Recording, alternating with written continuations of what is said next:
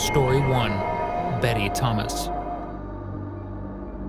This happened to me when I was much younger, and still to this day, it is something I cannot forget.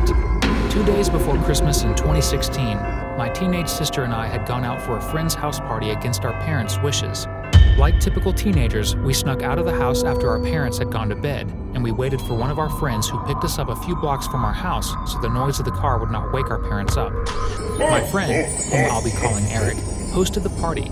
He had just gotten his apartment, so it was partially his housewarming party and an early Christmas party. I'll be honest, it wasn't the first time my sister and I were sneaking out of the house. It was something we did most of the time, and we didn't think anything would go wrong this time around.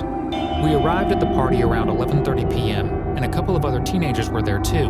The only adults were Eric's older brother and a few of his friends, who were already in college, so we didn't think anything would go wrong. Around 12 a.m., just 30 minutes after we arrived and settled at the party, my sister began to tell me that an older guy was checking her out at the party, but she wasn't so comfortable with how he was looking at her. Honestly, I didn't think it was much of a big deal.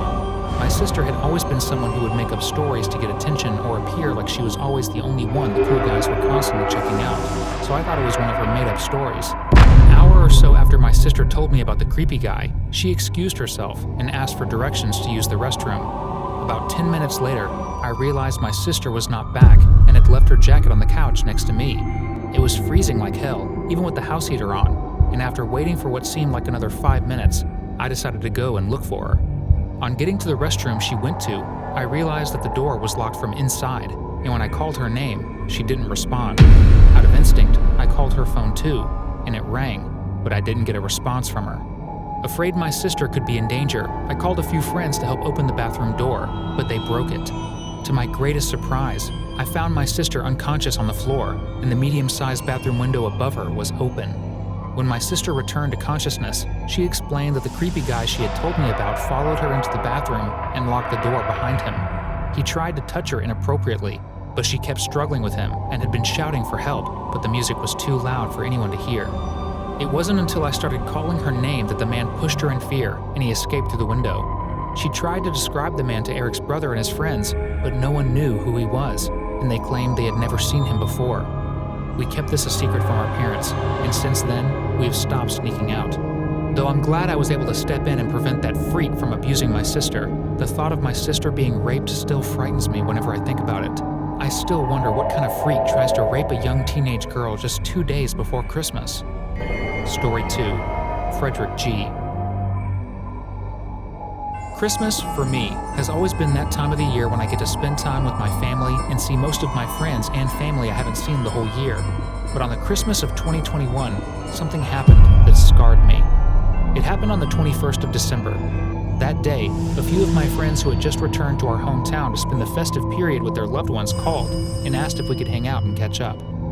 It was a great idea and something I always looked forward to. Since most people left the town after high school, I was always eager for us to gather and chat, just like the old times. So I said yes, and we fixed a time. 2 hours before leaving the house, my 6-year-old daughter asked if I could take her to the mall to shop. It was supposed to be our father and daughter date, but I just kept procrastinating. Seeing that she was already dressed up and I had told her days before that we would go to the mall on that day, I decided to take a quick shopping trip. Since the mall we were going to was roughly a 10-minute drive, I calculated that we would be back in at least 45 minutes, giving me enough time to prepare well before hanging out with my friends. Long story short, we went shopping and got a burger on our way back, and as soon as I drove into the driveway, we stepped out of the car. My daughter asked, "Daddy, did you forget to lock the door?" At first, I assumed she was talking about the car doors, so I cross-checked even after locking the car with the control. But when she pointed to our slightly open front door, my heart sank. "Stay here," I instructed my daughter, walking briskly to the door to confirm if my wife had returned home, even when her car was not parked outside. When I didn't get a response, I asked, "Who's in here? I'm calling the cops." And immediately after I said that in a loud voice, I heard a loud crash in my backyard. I rushed in to see, and I saw that I had been robbed. Whoever it was had escaped from the backyard immediately after he or she heard my voice, and I didn't get to see who it was. Nothing significant was stolen, except most of the things we bought for Christmas. The thief also took plates, half-emptied our freezer, and I saw some Snicker wrappers on the kitchen floor. I called the police immediately, but they didn't do much since we could not identify the person, and he or she did a great job hiding from the street cameras. The The funny thing is, there was no forced entry at the front door. It seemed like whoever broke in used a key. That same day, I had a locksmith change the keys, and I ended up not attending my little reunion because I was pretty shaken and couldn't leave my daughter alone at home. Each time I remember, I'm thankful the robbery happened when I had left the house with my daughter. I still don't know what would have happened if that person had decided to break in when my daughter was alone at home with her teenage babysitter. Story 3 by Anonymous. I work as a security personnel for a famous company whose name I'll be withholding for anonymity.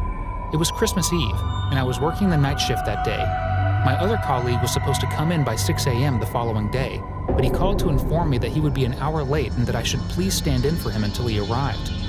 Knowing that he was the kind of colleague that would do the same thing for me if the need arose, I decided to stay 1 extra hour and wait for him. By this time, it was already dawn, and since it was the Christmas holiday, many people were not showing up for work that morning. It was only me in the building and a few other maintenance guys who showed up that morning. Around 6:40 a.m., I was sitting on a chair and listening to music to help me fight sleep until my colleague showed up when I heard a loud sound coming from outside my room. It sounded like something very heavy had been dropped from a height, and it was very unusual to hear that kind of sound that early in the morning. Out of suspicion, I went out of our small security room to check out where the sound was coming from. As soon as I stepped out of the room, I heard another loud thud.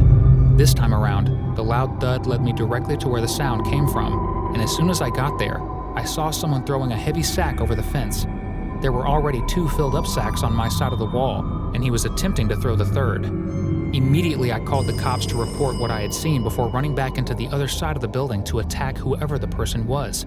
Since our company dealt with heavy machines known for their loud noises when turned on, the thief was smart enough to use the machine area as his cover. He must have probably thought the buzzing sound of the machine would cover the loud thuds from the bags, but he was mistaken. Upon getting to the machine's area, I realized that the thief was my colleague who had called me earlier that morning to inform me he would be coming in late. It turns out that he snuck into the building while I slept off, and that explained how he had access, because I kept wondering how the thief got into the building. To cut the long story short, the police arrested him, and he is currently serving a jail term as I share this story. He planned to steal enough of the products he took, sneak back out, and pretend like he had just showed up for work. Also, he wasn't the only one involved. 2 maintenance guys were in too, and they all got arrested. Even though this happened a long time ago, I still wonder how I would have explained those missing expensive products if I hadn't been vigilant enough to hear those loud thuds and courageous enough to go and confront the thief.